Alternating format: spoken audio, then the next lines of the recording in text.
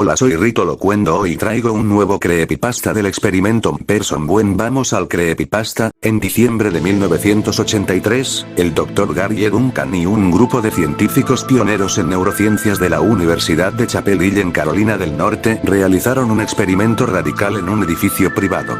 Los científicos tenían la extraña teoría de que un humano con acceso muy limitado a estímulos externos es capaz de percibir la presencia de Dios. Dr. Gary Duncan. Ellos creían que los 5 sentidos bloqueaban nuestra conciencia de la eternidad, y sin ellos, un humano era capaz de hacer contacto con Dios a través del pensamiento. Haciendo uso de una potente neurotoxina, administrada en dosis pequeñas y controladas, pretendían aumentar la capacidad de percepción extrasensorial del individuo en cuestión. Hubo un voluntario para tales fines.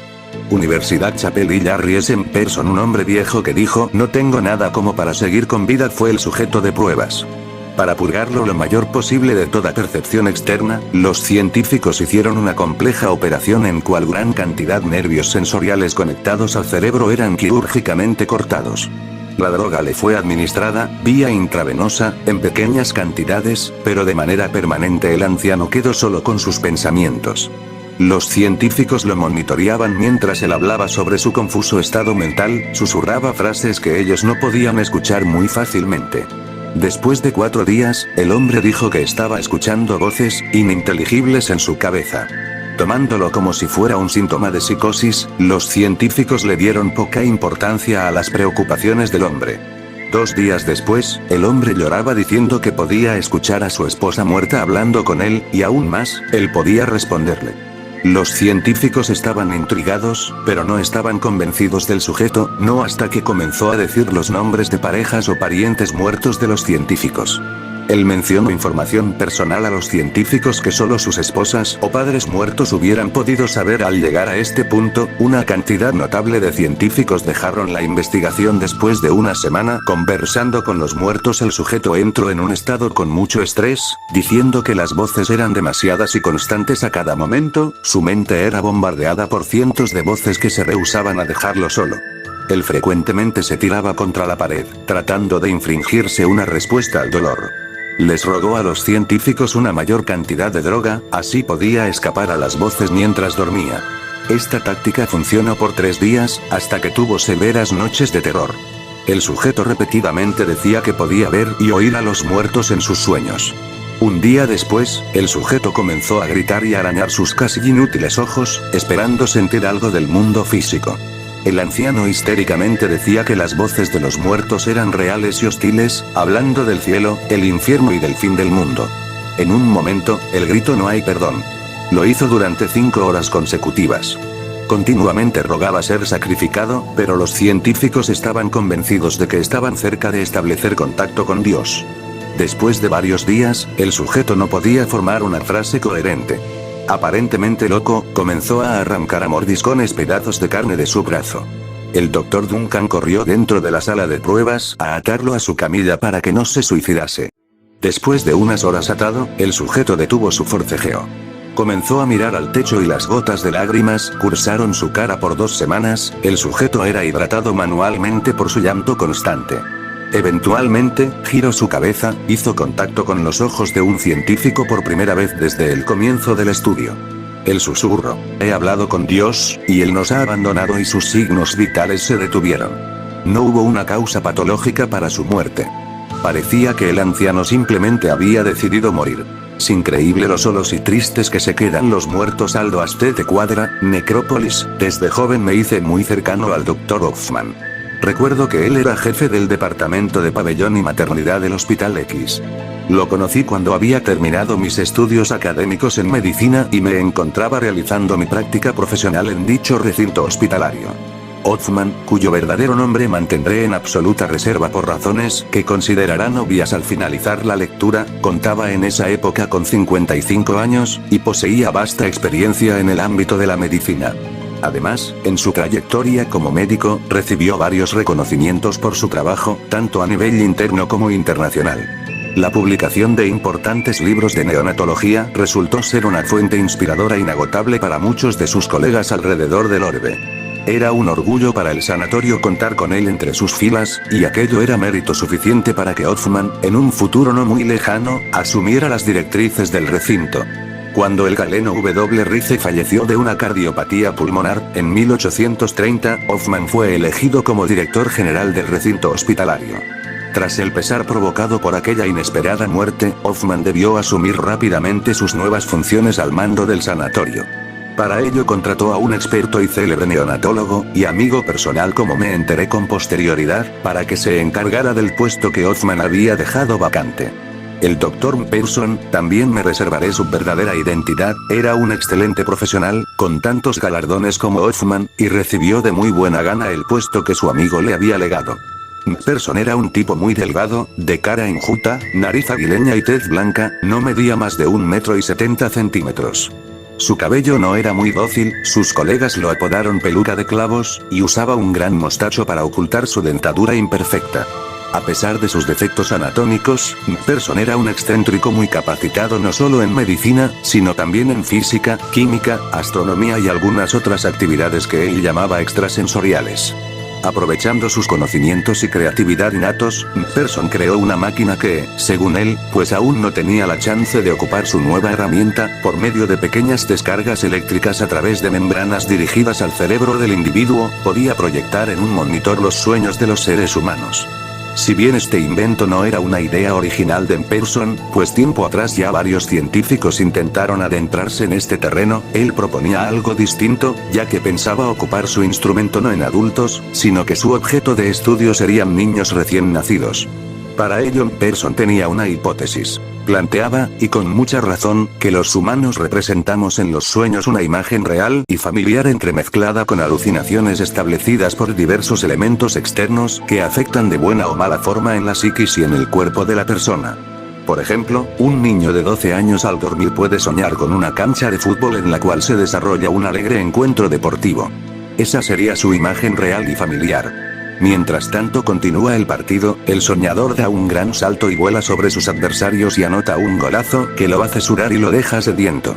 Esto último puede asociarse a que al infante le maravilla el vuelo de los pájaros o de los aviones, mientras que el excesivo sudor y sed provocados podrían deberse a que su cama tiene demasiadas cobijas. Estos serán los factores externos que afectan su representación real. Pero ¿qué sucede con un neonato, si este lo único que conoce es la vida al interior del vientre materno? Esa pregunta se la había planteado Pearson a Hoffman hace algunos años atrás, y llamó tanto la curiosidad de este último que apenas tuvieron la chance llevaron a cabo el experimento. Era una noche lluviosa, pero no recuerdo el mes. Hubo un fuerte temblor antes de que cayera el aguacero, sin embargo, el movimiento no provocó destrozos ni muertes, solo un susto generalizado. Esa noche llegó al hospital una conocida indigente. En su situación de calle, llevaba una calidad de vida paupérrima, con mínimos recursos para subsistir. De sus familiares no se tenía noticias, y nadie supo quién fue el inhumano que la embarazó. En ese estado hizo ingreso a la sala de urgencias. De inmediato fue ingresada a pabellón donde la esperábamos yo, Pearson y dos enfermeras.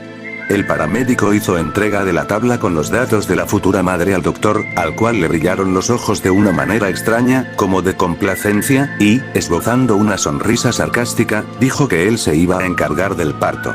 Varios minutos después, la paciente comenzó a tener contracciones muy dolorosas.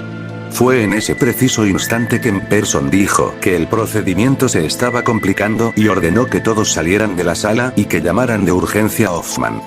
«Tú no te vayas», díjome, «quédate a ayudar». Con posterioridad supe que Hoffman había estado esperando tan ansioso como Pearson a un paciente que les brindara esta opción de llevar a cabo sus experimentos. Él también pidió que yo fuera el único ayudante en permanecer dentro de la sala de partos.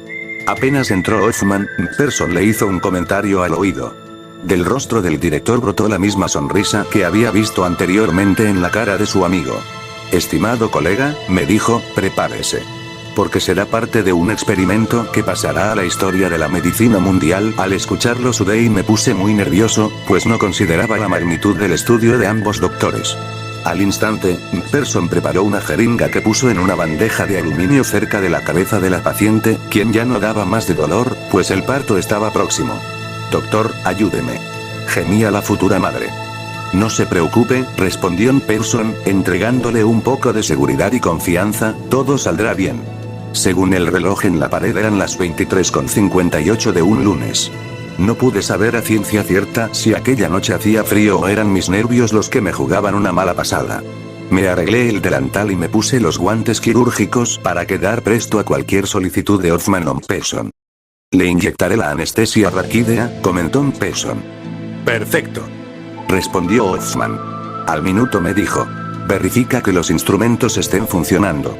El nivel de oxígeno en la sangre es bajo, la presión arterial está muy alta y el pulso en demasía acelerado. Respondí, preso del pánico. No sé cómo la dejaron entrar a maternidad sabiendo que es una indigente, me interrumpió Pearson, con rostro enjuiciador. No, repuse, no iba a decir eso. Quería preguntar que no sé cómo la dejaron sabiendo que ha consumido drogas y alcohol. La tabla con los datos que entregó el paramédico era clara. Un alto nivel de, porque yo lo autoricé. Sentenció Hoffman, ¿es que no te das cuenta que estamos ante la paciente perfecta para llevar a cabo el último paso de nuestra investigación? Pearson le dio su apoyo con la mirada, pero al parecer la mía, llena de incertidumbre y de una batalla ética interna, no lo satisfizo. La inyección está haciendo efecto, dijo Pearson, mientras la mujer gemía de dolor y convulsionaba sobre la camilla. Hoffman se acercó a mí y me dijo suavemente al oído.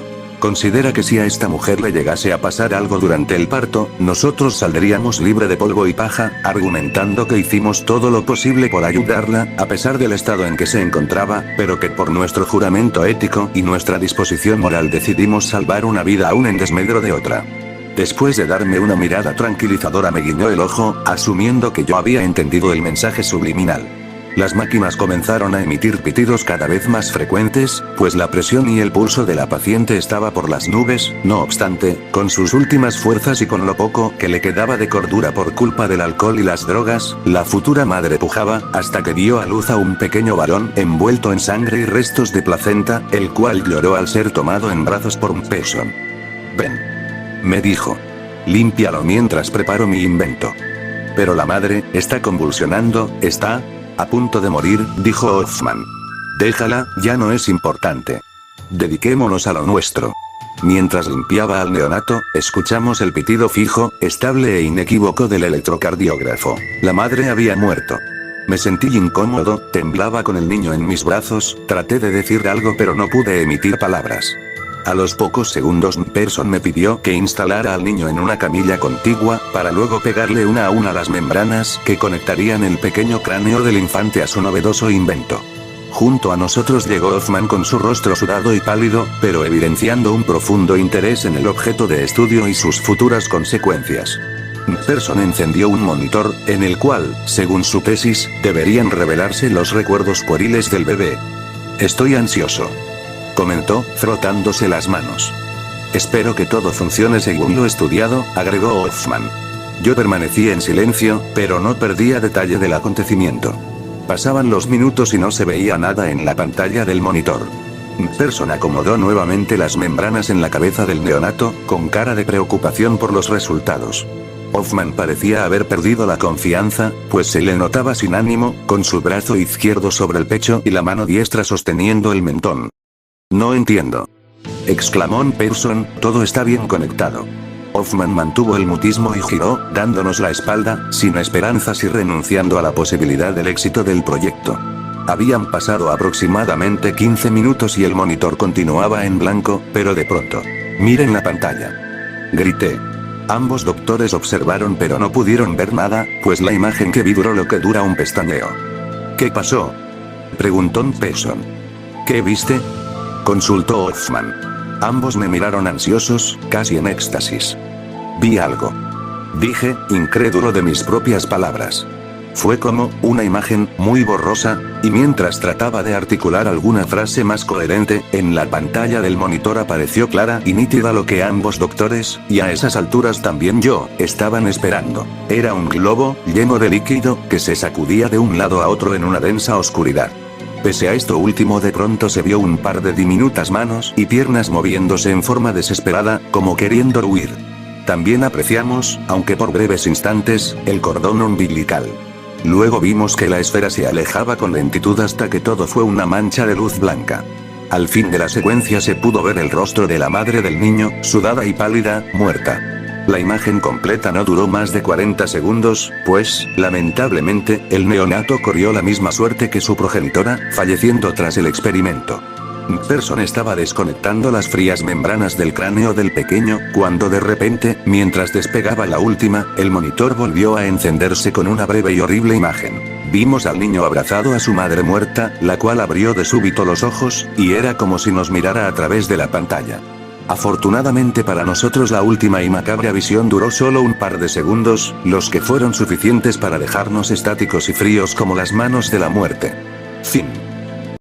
Eso es todo. Suscríbete a mi canal de YouTube, actívate por favor la campanita de notificaciones para que no te pierdas ninguno de mis vídeos de creepypasta. Soy Rito Locuendo, hasta el próximo vídeo, adiós.